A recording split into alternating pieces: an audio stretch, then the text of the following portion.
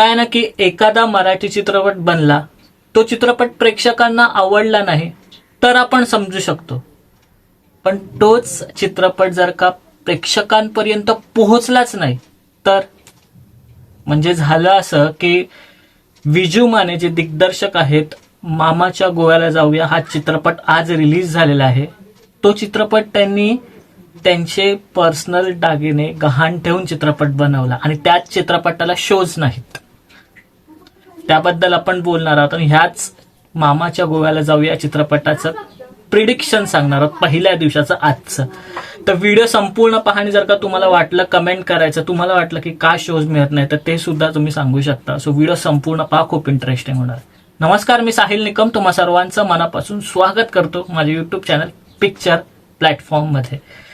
तर मराठी चित्रपटांचे कलेक्शन, सगळं डिस्कशन्स आणि रिव्ह्यूज जाणून घेण्यासाठी जे की खूप कमी चॅनलला सांगितलं जातं कलेक्शन्स, त्यासाठी आपलं चॅनल नक्की सबस्क्राईब करा आणि जर का व्हिडिओ आवडले तर लाईक करा आणि महत्वाचं म्हणजे हाईप करा ही व्हिडिओ, जेणेकरून व्हिडिओ पुढे जाईल आणि शेअर सुद्धा नक्की करा. सो जसं मी सुरुवातीला सांगितलं की मराठी चित्रपट बनतात, खूप चांगले बनतात, पण कधी कधी ते प्रेक्षकांपर्यंत पोहोचत नाही आणि दररोज आपण बोलतो की मराठी चित्रपटांना शोज मिळत नाही, आपल्या चॅनलला ते सांगितलं जातंच. पण ह्यावेळी पुन्हा तेच घडलंय.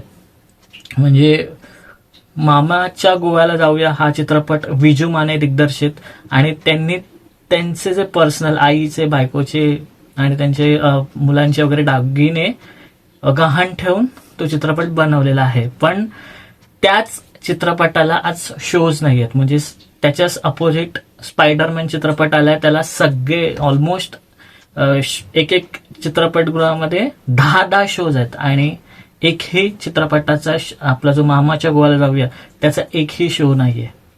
सो हे जे डिफरन्स घडलंय, पण म्हणजे एखादा डिरेक्टर जर का त्याचं सर्वस्व देत असेल तर मग त्याला त्या चित्रपटाला शो काय, तो प्रेक्षकांपर्यंत पोहोचलाच नाही तर चालणार कसा.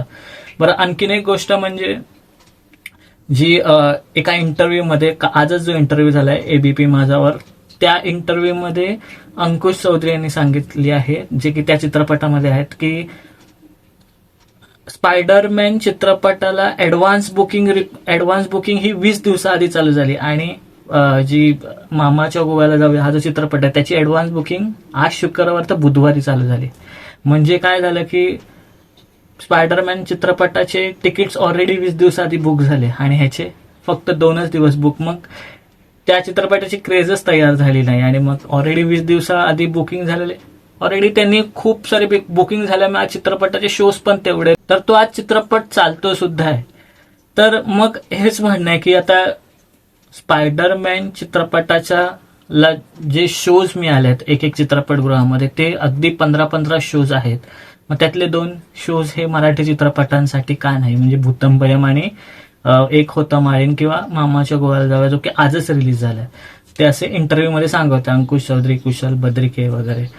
तर हे जे रोजच्या रडगाण्या ते चालूच आहे असं म्हणावं लागेल मराठी चित्रपटांचे. आणि जर का एखादा डिरेक्टर एवढं सगळं सर्वस्व देऊन सुद्धा चित्रपट बनवत असेल तर ते त्याला शोज मिळत नसेल तर चुकीचं आहे. आणखीन एक म्हणजे 2 बाजू याच्यामध्ये, की एक जर का तिथे त्याला शोज मिळत नाही हे चुकीचं आहे आणि दुसरी बाजू म्हणजे स्पायडरमॅन चित्रपटासमोर जेव्हा तुम्ही तुमचा मराठी चित्रपट रिलीज करता तेही चुकीचं आहे असं मला वाटतं. तर ह्या 2 बाजू आहेत की शोज मिळाले नाही आणि जो टाइम आहे तो कदाचित चुकला असू शकतो आणि तुमच्या कंटेंटमध्ये म्हणजे चित्रपटामध्ये दम असेल तर नक्कीच चित्रपट चालला, आत्ताचा पहिला दिवस आहे.